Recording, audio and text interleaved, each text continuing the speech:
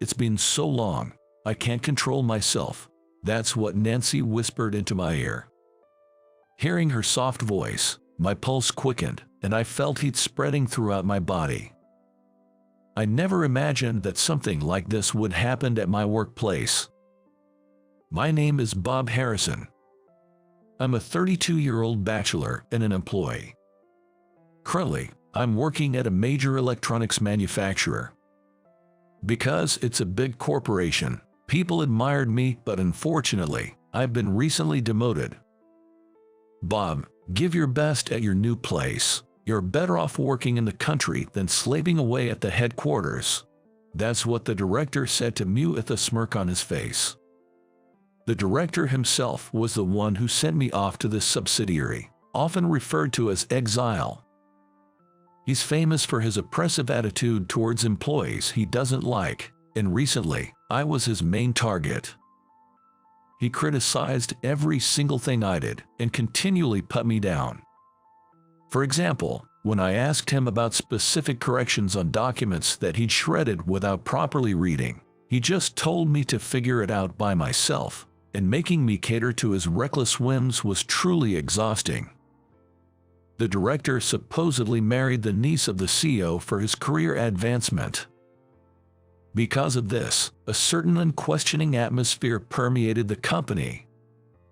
However, the director was also well known for his womanizing and had a poor reputation among those who knew him. On top of that, he treats his subordinates really bad. Despite this, I had a strong sense of company loyalty, and I took the hardship positively, thinking that overcoming this adversity would make me grow as a person. No matter what the director did, I was determined not to give in and keep working, but it seemed that my resolve only amused him more. When my demotion was decided, the director seemed extremely pleased. As I've worked at the headquarters, this unreasonable transfer was quite a shock. But I steeled myself to face this challenge. I couldn't let my mother down, who was watching over me from heaven. I will always be watching over you from heaven. I still can't forget the look on my mother's face when she told me this, lying in her hospital bed, pale as a sheet. Trying to cheer her up, and I said, "Don't say such weak things. I want to be with you forever." "No, it's okay. I'm already happy enough that you've grown up to be such a kind child." I tear up even now when I remember my mother's gentle smile. My mother passed away around the time I went off to college. My father was the worst person. When I was still a child, my mother protected me from my father, who had started raising his hand not only to her but also to me. And she raised me on her own. Despite being busy with work and housework, she always had a smile on her face and showered me with love. I could never thank her enough. If I were to complain here, my mother would be sad. "Mom, I definitely won't give up." With determination, I set off for my new post. The place I was transferred to was a peaceful countryside, and the environment was very comfortable. The folks at my new position were all kind-hearted, and I was able to enjoy my work. Of course, just because it was a less prestigious role, I didn't slack off, but instead did my absolute best. I believed that if I kept up the hard work, it wouldn't be a dream to get a promotion again. Indeed, a year after being shifted to this new position, I had made significant accomplishments in my work and began receiving recognition. This fact made me relieved. Just when I breathed a sigh of relief, I received an interesting proposition from a colleague named Todd. "Hey, Bob, how about we go to the party for singles?" "A party? Yeah, you don't seem to have a girlfriend either, so it's a chance to meet someone." As Bob pointed out, I didn't have a girlfriend at the moment. It's a bit embarrassing to admit, but I had no experience with dating in my life. When I was at the head office, I had many opportunities to be invited to social gatherings, but I was always busy with the manager's rigorous workload and chased by stress, so I couldn't find the mood for romance. But now, with some breathing room, it seemed like the perfect timing to seek new connections. I'm almost 33, and I'd like to get married at some point. With that in mind, I decided to participate in the party, but it didn't go as smoothly as I expected. The party was held at a luxury hotel, and many more participants gathered than I anticipated. But I couldn't communicate well with the women and ended up feeling isolated. This wouldn't happen in a business context, but casual chit-chat seemed difficult for me who had been submerged in work. In contrast to me, Todd, with his social and lively character, was making vibrant conversations with many women. Neither Todd nor I were particularly handsome, but despite this, the difference in our situations left me feeling disappointed. I thought the women at the party probably saw me as a boring guy. When I was feeling down, I suddenly heard a voice, "Excuse me, may I talk to you?" When I lifted my gaze, I was astonished. Standing in front of me was a woman of unbelievable beauty. I was so captivated by her, who looked as if she could have stepped right out of a TV show, that I couldn't even look away.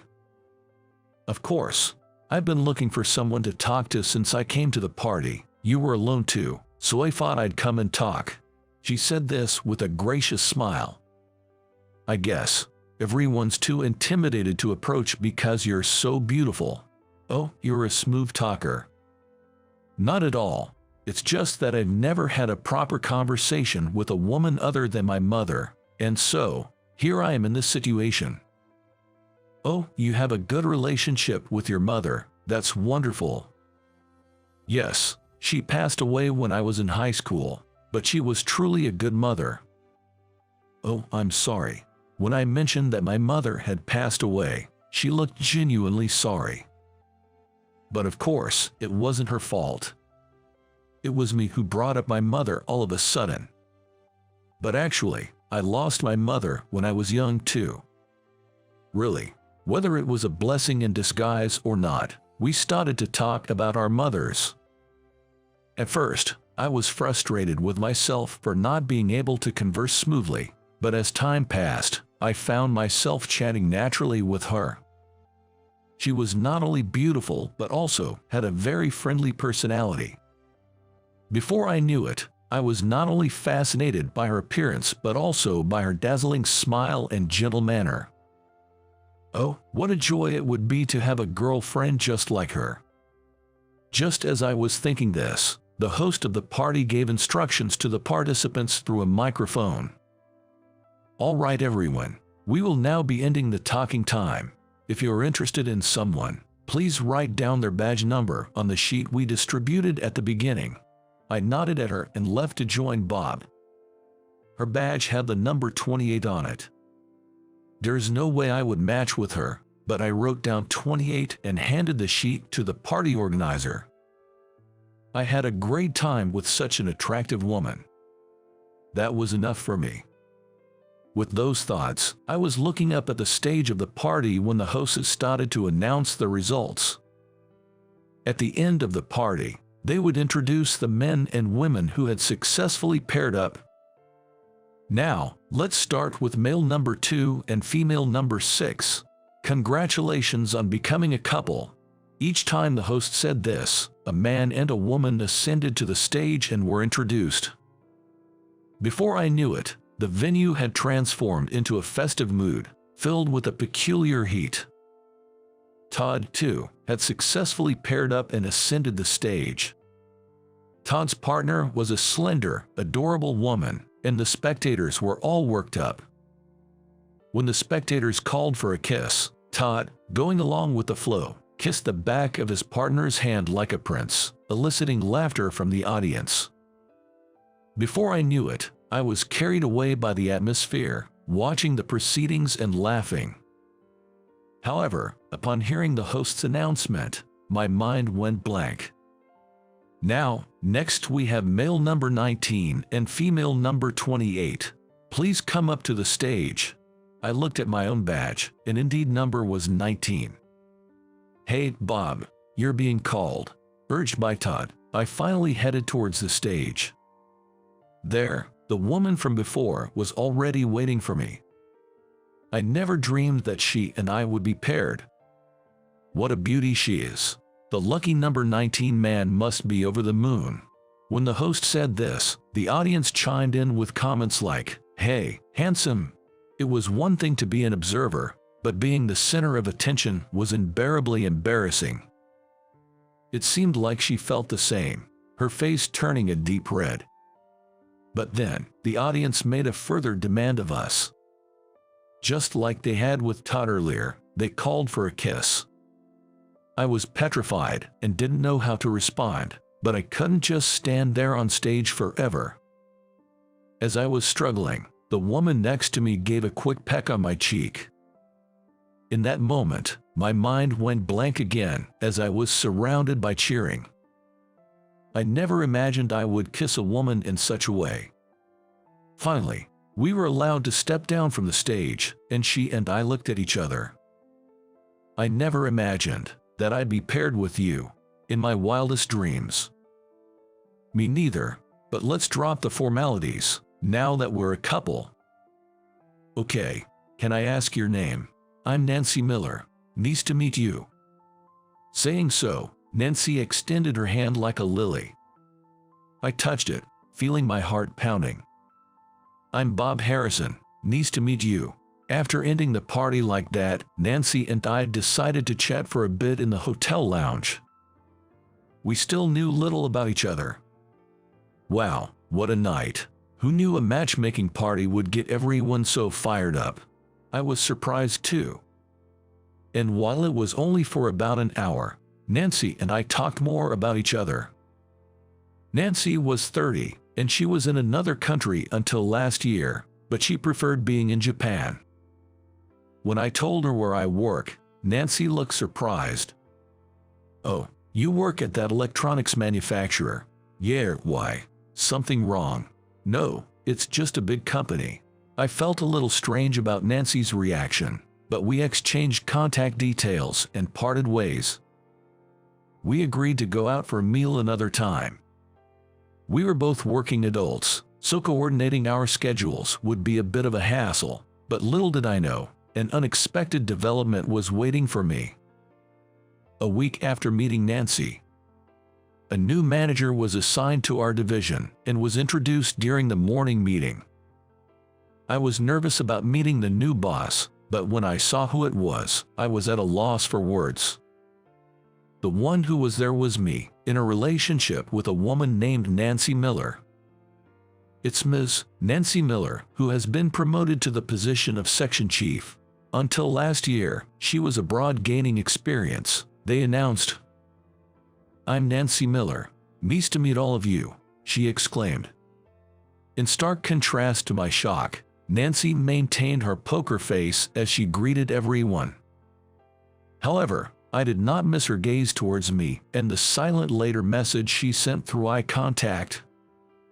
Then, Nancy and I gathered in the break room. "Why are you here?" I asked. "I'm sorry, I really wanted to tell you, but I had to keep it a secret due to confidentiality," she replied with an apologetic expression. As for me, I had no intention of blaming her. I was just taken aback by this surprising coincidence. However, Nancy cast a worried look my way. "Do you mind having your girlfriend as your boss?" she asked. "No, not at all. I like you, Nancy," I stuttered. Upon hearing this, her face lit up with happiness. "Me too. I really like you, Bob. I get so nervous and blush whenever I'm around you," she admitted. Indeed, her face was crimson red. "It's been a long time since I felt this way. My body isn't listening to me," she confessed, whispering in my ear. Her whisper sent my heart racing, and my body grew hot. I could not have imagined that such a turn of events would happen in the office. But honestly, I didn't mind that Nancy was my boss. She was a very talented individual. Upon our reunion at the office, we confirmed our feelings for each other and officially started dating. We didn't make our relationship public, but I was able to work happily with her. I felt like I might have a special connection with Nancy. Such happy days passed, but a new incident occurred 1 month after we started dating. Surprisingly, the director who had transferred me came to see me on the name of a routine inspection. Looking at the director with a meaningful expression, I had a bad feeling. "Long time no see, Bob," he said. "Hello," I responded. "I'm sure you're finding this new place quite comfortable. I came today to make sure you can continue working here," he added. "Pardon," as I widened my eyes in surprise, the director laughingly continued. "Well, there are talks of bringing you back to headquarters, but you prefer it here, don't you? So, I came to ask the director to let you stay." In other words, the director was there to prevent my return to headquarters.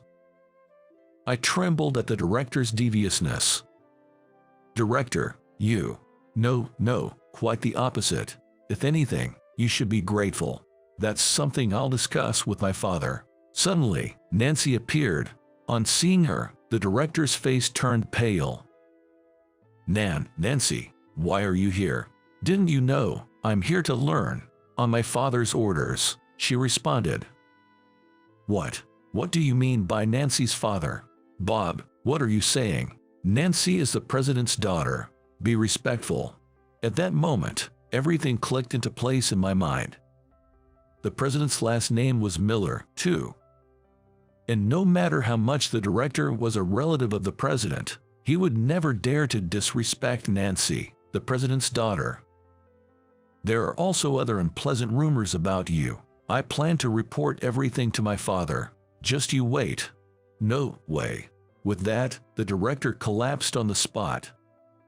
It seemed that the fact that Nancy was the president's daughter was only known to a few executives. Afterwards, thanks to Nancy reporting everything to the president, the director's reputation took a nosedive and he ultimately left the company. Apparently, his wife also took this opportunity to investigate the director's personal life, confronting him with numerous proofs of infidelity. Having betrayed his wife as well, the director apparently had no choice but to leave the company. The director is now said to be living alone, chased by child support payments for his children. What goes around comes around. I was surprised to find out that Nancy was the president's daughter, but of course, my feelings for her haven't changed. "Do you mind that I'm the president's daughter? Are you sure I'm good enough?" When I asked her that, she gave me a kiss on my cheek. So, a year after we met, we both received recognition for our achievements and were assigned to work at the headquarters, continuing our relationship while working. And another year later, when things had settled down, we got married. I was worried whether the president would accept me, but he readily gave his approval. About this matter, Nancy said this: "I think my father saw a lot of himself in you, Bob." "What do you mean?" "Like you, my father has been working hard to grow the company despite the loss of my beloved mother. You remind him of himself, and I fell in love with that side of you. Nancy, even when times are tough, as long as you don't give up and keep looking forward, heaven never helps the men who will not act." I looked up at the sky and once again said thank you to my mother for bringing such a good match into my life.